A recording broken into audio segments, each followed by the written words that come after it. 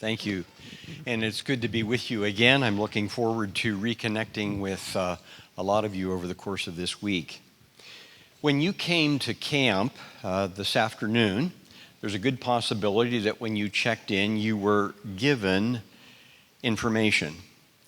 And you could have asked about the information that you received, and the response would have been something like this: so that you might know.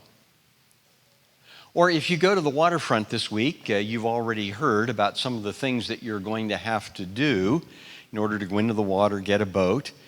And if you were to ask again, why do I need this information? And the response would be, so that you might know.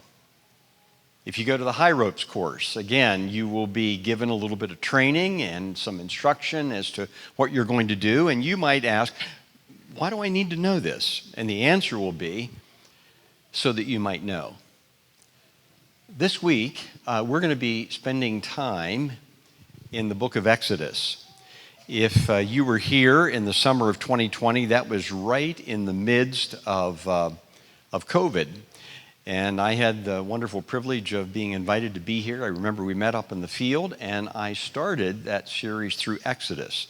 This week, we're going to complete that study. Now, here's the thing.